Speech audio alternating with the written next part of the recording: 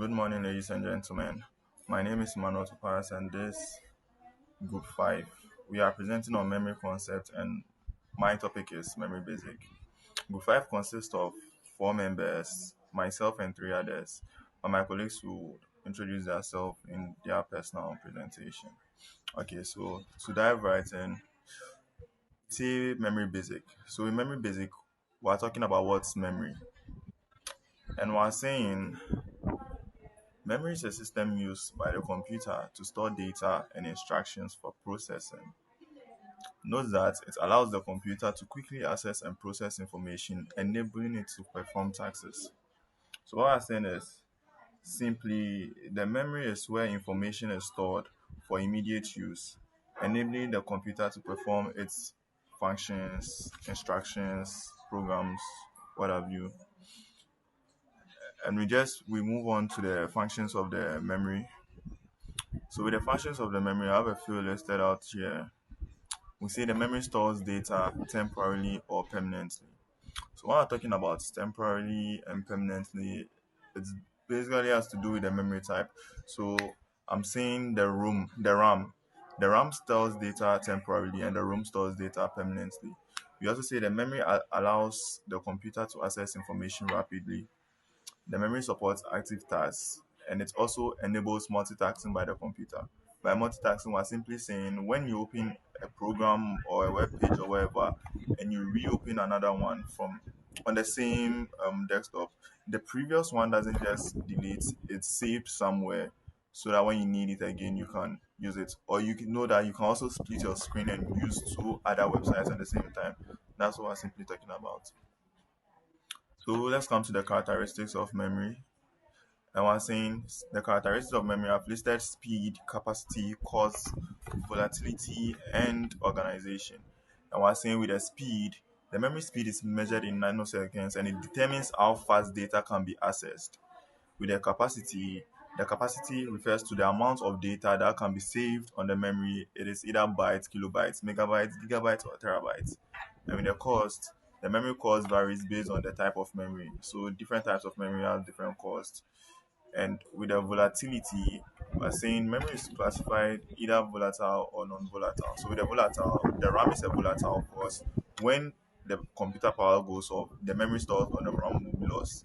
But the ROM is not volatile, it's non-volatile because it still saves or retain the data even though the power is off. The organization simply has to do with the way the computer memory is organized. So we see from fastest and smallest, which is the registers, and to the slowest and the largest secondary storages. So this is just trying to tell us that the smallest memory, they are the fastest, and the larger ones are basically somewhat slow. So let's try and dive into the summary. Memory basic just has to do with a few stuff. So with the summary, we just spoke about what memory is. We spoke about the functions of the memory. We spoke about the characteristics of the memory, which has to do with the speed, volatility, cost, capacity, and organization. And we said the memory is where informations are stored for immediate use or later use to enable the computer perform what's the name its functions. And we said the function of a memory is just basically helps the computer to multitask. It saves information for the computer to retrieve it whenever it's needed. We also said it helps the computer in quick access. So when you are doing something and you just want to go back to get your information, you can just go back and get it. I'm pretty sure. With all this said and done, I want to introduce my colleague to take it from where I stopped. Thank you. Hello guys, so my name is Prince Entry and I'm in group 5. So moving on from where my colleague ended, I'm here to present on memory storage. First of all, when we talk about memory, memory is said to be where a data is being kept. So when we talk about memory storage refers to the way data is physically stored within the memory chip. Data is stored in binary form using bits, that's zeros and ones. These bits are organized into larger units such as bytes, kilobytes, megabytes, gigabytes, and terabytes. Different types of memory uses different storage technology. For example, the DRAM, that's the dynamic random access memory. The dynamic random access memory stores data as electrical charges in capacitors, which needs to be refreshed periodically.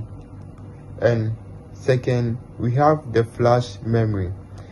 The flash memory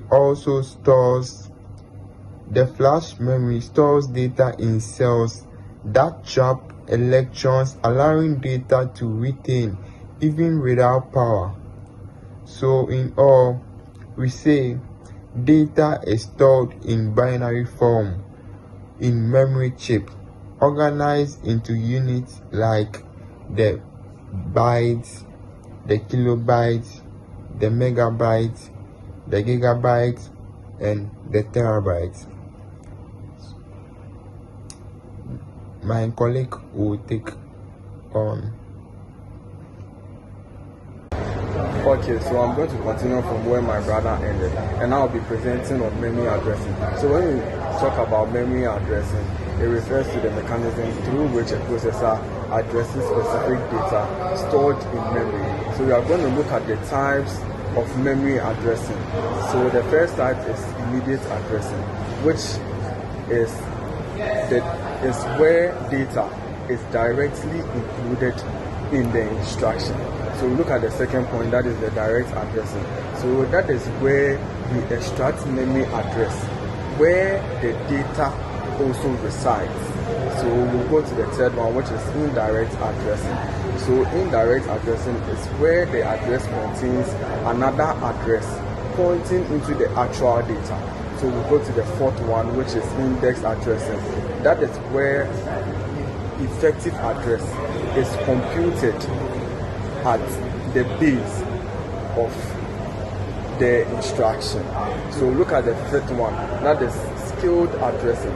So scaled addressing is similar to index, but the offset is multiplied by a scaling factor, which is used for word-based arrays. So we look at the sixth one, that is register addressing. So register addressing is where the operand is stored. Okay, so we are going to look at the advantages and disadvantages of memory addressing. So with the first type, immediate addressing, its advantage, fast and no memory lookup. With the disadvantage, it is limited by the instruction side. The second one, direct addressing, its advantage, it is simple to understand and use. And the disadvantage, all addresses computation is the programmer's job. And with the third type, we are going to look at index addressing, which is the advantage, enable dynamic data structures like linked lists. And the disadvantage, two memory accesses, that is slow, that slows the performance. And the fourth type, which is the index addressing, is advantage, great for loops and struggled data. Disadvantage, requires ALU, which is the arithmetic logic unit, to complete address. Then we move to the fifth one, which is scaled addressing.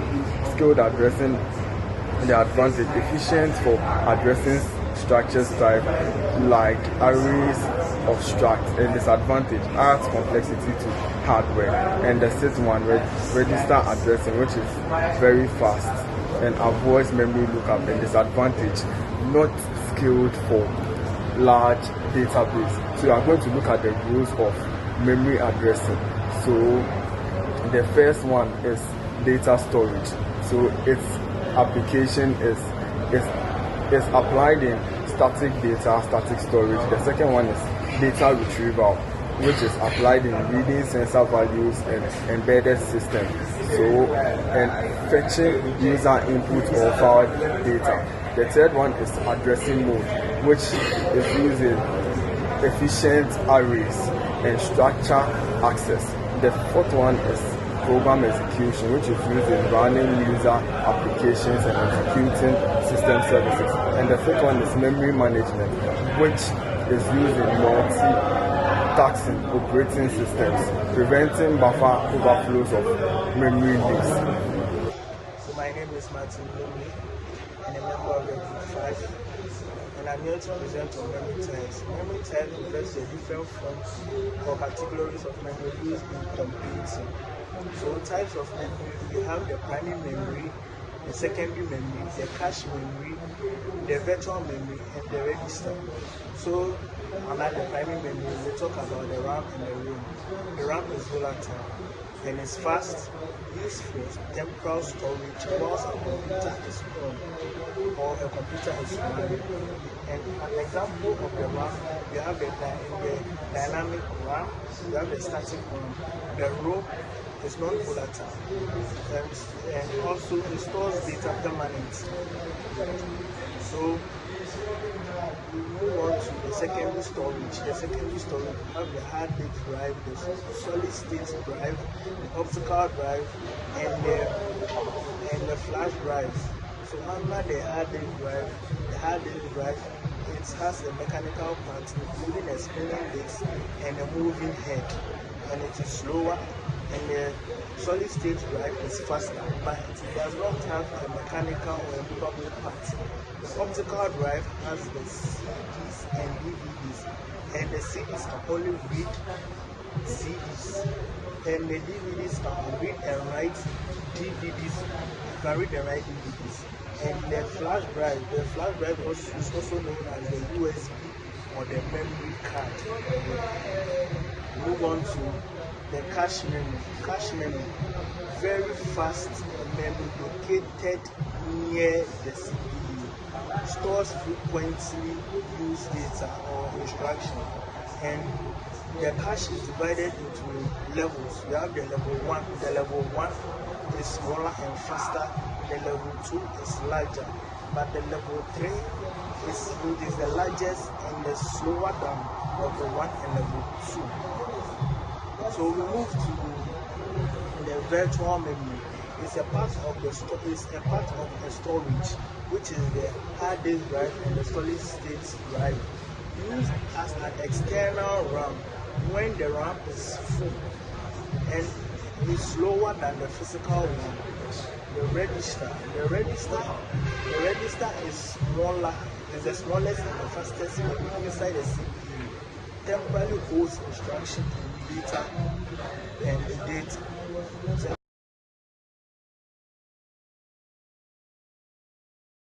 Hello, my name is Kelvin Klein Asamini Aye, and I'll be presenting on key computer memory concepts. Let's begin. So, memory basics. Memory is essential in computers because it stores data and instructions that the processor uses. There are two major categories of memory. Primary memory, which includes RAM, ROM, secondary memory like hard drives, SSDs, HDDs, etc. Both types help the computer run programs and store information effectively. Memory stores information in bits and bytes, which scales up to kilobytes, megabytes, gigabytes, terabytes, etc. These are stored in memory cells, and each cell has a unique address, so the CPU knows where to find a specific data whenever it is called for by the user.